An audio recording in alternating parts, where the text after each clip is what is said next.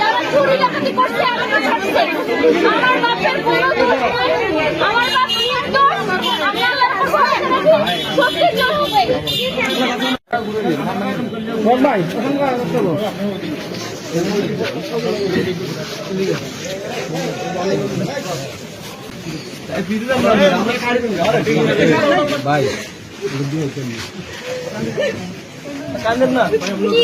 আমার বাবার কোনো টেনশন নাই, কিসের কান্নাকাটি? আমার বাবা নির্দোষ, সবাই জানে না।